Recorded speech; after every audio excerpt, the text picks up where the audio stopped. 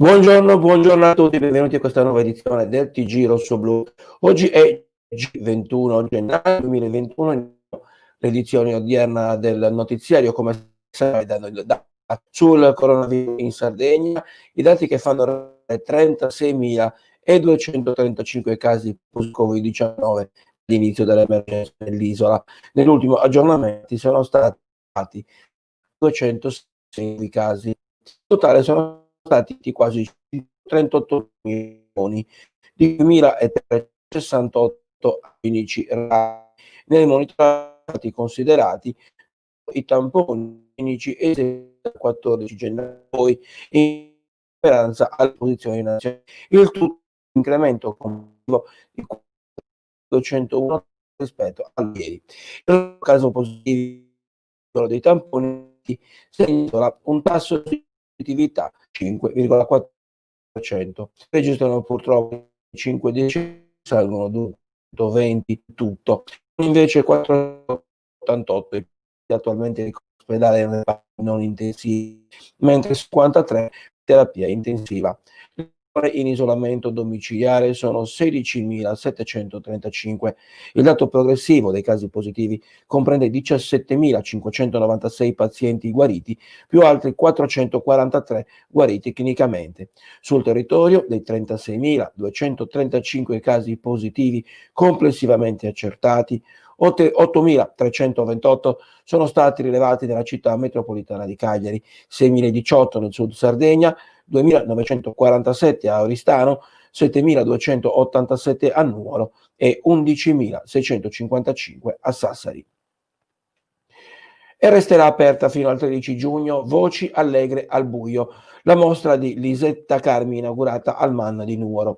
Il Museo Barbaricino, che ha riaperto dopo mesi di chiusura per la pandemia, nell'esposizione propone gli scatti che la fotografa 96enne ha effettuato in Sardegna dal 1962 al 1976.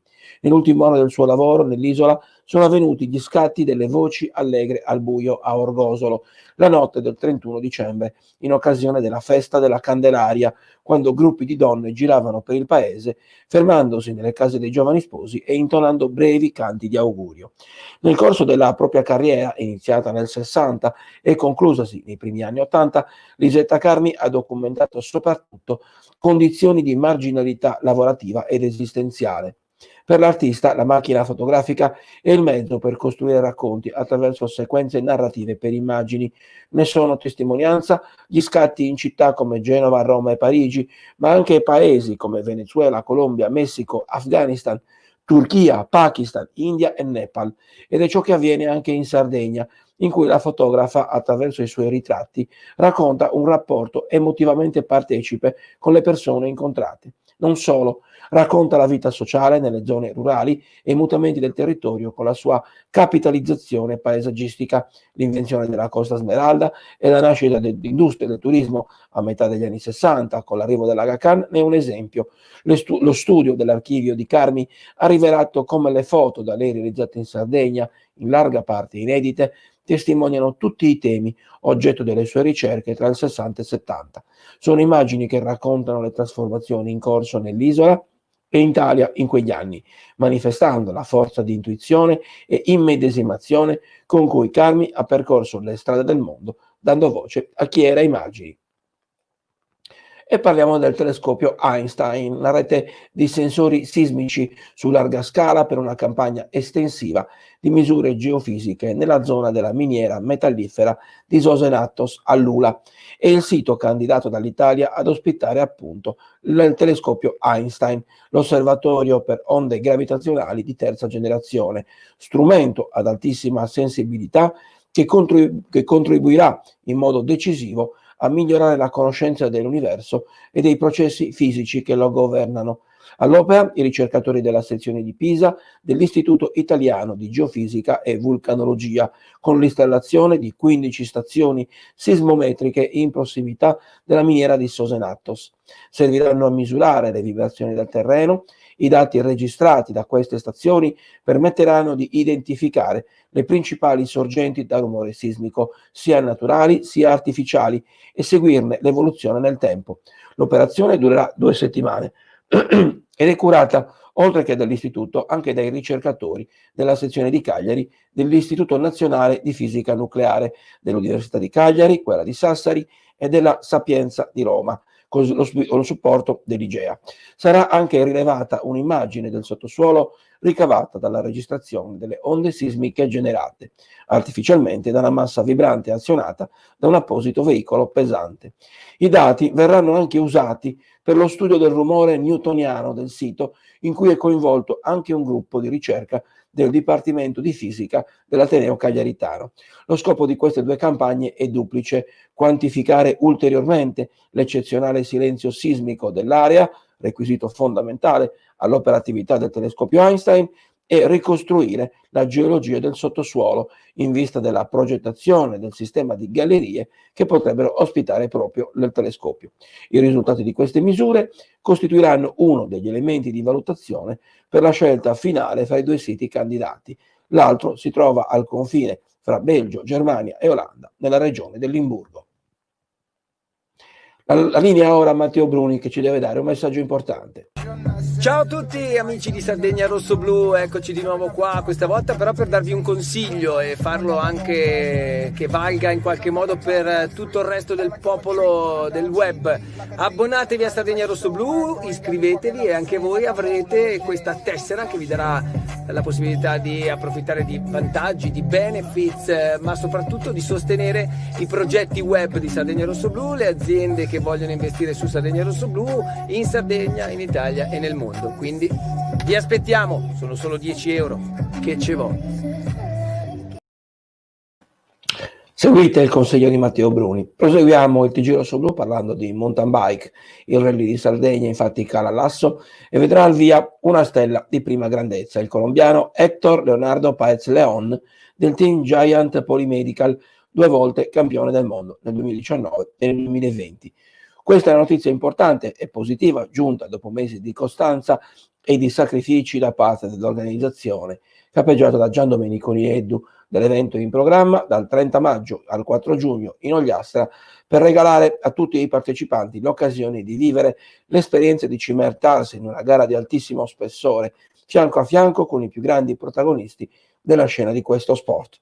Sono 3 anni che proviamo a partecipare a questa gara, ha affermato Gianfranco Bechis, area technical manager e direttore sportivo proprio del team Giant Polymedical, ma nelle scorse edizioni coincideva sempre con le manifestazioni agonistiche più importanti dell'intera stagione, a cui non potevamo mancare. Ora abbiamo apposto la crocetta sul calendario e siamo lieti finalmente di poter partecipare. Abbiamo una lunga storia di affetto nei confronti della Sardegna, che ha dato i natali all'atleta Pietro Sarai, il quale non solo ha militato nel nostro team, ma ci ha lasciato una traccia incancellabile di correttezza e amicizia che perdura tuttora, ha concluso Bechis. E dalla mountain bike passiamo al basket. Ieri con i punti, la qualificazione, la conferma di un eccezionale stato di forma. Il successo ottenuto a Istanbul nella 6ª gara del girone eliminatorio di Champions League consente alla Dinamo di conquistare l'accesso, di tornare alla vittoria in Europa dopo il passo falso a Tenerife, ma di conquistare l'accesso al turno successivo dopo averlo rimesso in discussione proprio con la sconfitta casalinga a loro volta contro i danesi del Bakken Bears nel mese scorso. La Dinamo, vincendo agevolmente 92-81 contro il Galatasaray, non ha avuto neanche il bisogno di tenere le antenne radio puntate sul match tra le altre 2 formazioni del girone, appunto Bakken Bears e Tenerife, che ha visto i danesi dominare e andare a un passo dalla qualificazione. Ma al di là dell'attuale divario tecnico e tattico tra turchi e sardi, nel match andato in scena ieri sera è emersa anche la differenza di motivazioni. I turchi sono arrivati all'appuntamento da sicuri ultimi del girone e ormai fuori dai giochi, mentre Sassari aveva bisogno di vincere per non dover contare sulla vittoria in Danimarca di un Tenerife a corto di stimoli, essendo matematicamente prima nel girone. Coach Pozzecco, senza il nuovo arrivato Up, ha inserito il pilota automatico, affidandosi ormai al consueto asse Spissu-Bilan e Benzius, tiratore micidiale di quest'ultimo periodo, blindando una partita rimasta in bilico solo per alcuni minuti nel cuore della prima fazione, chiusa da Sassari sul +6. raddoppiato il divario all'intervallo con un 46-32 di assoluta serenità, la Dinamo ha tirato i remi in barca, ha legittimamente rifiatato al rientro dagli spogliatoi. La scarsa profondità della panchina sta costringendo i giocatori bianco-blu a rotazione molto limitate e a minutaggi alti. Tuttavia il banco è stato abile a non dare mai l'impressione ai turchi di poter tornare in partita, incassando così vittoria e passaggio del turno, ma anche la consapevolezza, dopo il terzo posto ottenuto in campionato e alla fine del girone d'andata e l'accesso alla Final 8 di Coppa Italia, di aver probabilmente individuato la strada giusta dopo un avvio di stagione che aveva lasciato qualche dubbio. E parliamo di calcio, c'è stata la presentazione ufficiale dell'acquisto del Cagliari. Duncan, solo 4 partite con la Fiorentina, poi arriva a Cagliari per voltare pagina. Proprio il centrocampista ha già esordito con la maglia rossoblu, ricordiamo lunedì contro il Milan, e negli ultimi mesi ha spiegato il centrocampista ghanese nel canale ufficiale del club rossoblu, ha detto: non ho giocato tanto, un po' ne ho sofferto, ora ho voglia di riscatto, di ricominciare a divertirmi facendo quello che mi piace di più. Lavorare col mister Di Francesco, un allenatore che conosce i miei pregi e i difetti, mi aiuterà a migliorare come già accaduto in passato. Cercherò di imparare anche dai compagni più esperti, sono nel posto giusto. Non solo sull'allenatore, spiega Duncan, sulla mia decisione hanno influito altre componenti, mi hanno voluto fortemente anche il presidente, il direttore sportivo e i compagni di squadra. Tutto questo mi ha dato una spinta in più, mi hanno fatto sentire importante, era ciò di cui avevo bisogno. Duncan elenca anche quelle che sono le sue caratteristiche, dice che è un calciatore che fa della dinamicità, corsa fisica, capacità tecniche e tattiche. Mi ritengo, ha detto, uno che impara la svelta e ho ancora tanta voglia di migliorarmi. Sono un uomo squadra, voglio dare il massimo per aiutare i miei compagni. Per me la soddisfazione più grande è quando la squadra raggiunge i risultati. Sono qui per difendere questo club, questa maglia, farò del mio meglio per onorarla e portare il Cagliari il più in alto possibile.